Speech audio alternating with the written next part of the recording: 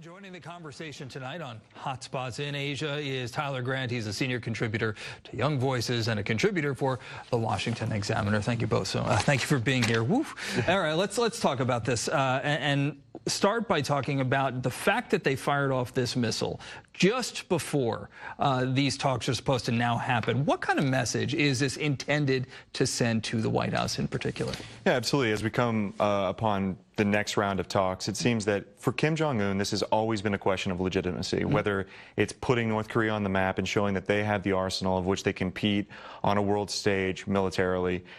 I don't know what message it actually sends as we go into talks. It seems like leading with a dagger as you go into good faith negotiations would be sort of a problematic stance. But time and time again, Kim Jong-un has shown himself to be irrational and erratic and trying to, I guess, express himself on a global stage as if he's this empowered man, that he can move North Korea in the direction that he wants to go. And that purely has been driven by having nuclear weapons. President Trump recently has downplayed, and it's time and again where he's downplayed the short-range missile tests that we have seen from North Korea. He's saying that this would not prevent talks.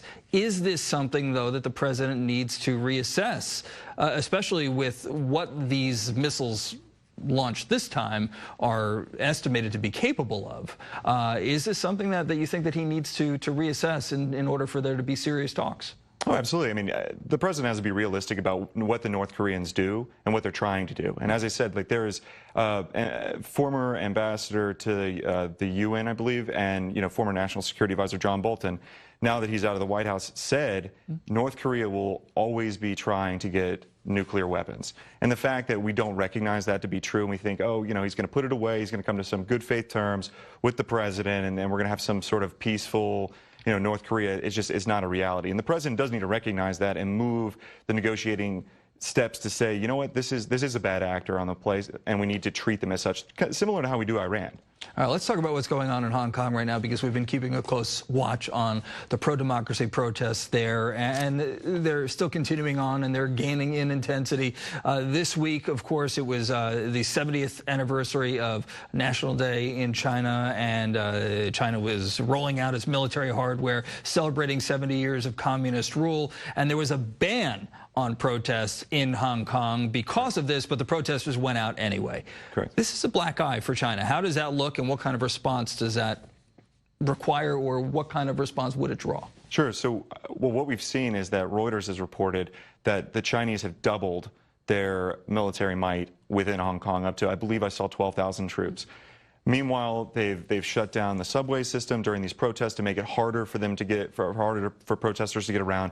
While at the same time, we saw a protester get shot this weekend, and just numerous reports of violence. Amnesty International criticized the police, and one of the protesters' demands now has been an investigation into the police and police brutality. Well, the police were saying that the teenage protester who was shot, that their actions were justified because police felt as though they were in jeopardy and in danger. Yeah, I mean, of course they're going to say that, right. But when you have something like Amnesty International coming and saying, our reports and our objective observation says that this needs to be investigated, that's something that the international community has to look to. But what we've talked about before on this show is the fact that there is no circumstance in which Xi Jinping is going to allow an independent Hong Kong. He is going to move troops in. He's going to prevent this and scale back however he needs to, because this is a monumental win for him and a huge loss to his presidency and his legitimacy within the Communist Party if he loses it. Are the protesters, because they're continuing on the way they have been, they're fighting for democracy, for their freedoms, but because these protests are still intense and there's still violence, are they forcing President Xi's hand?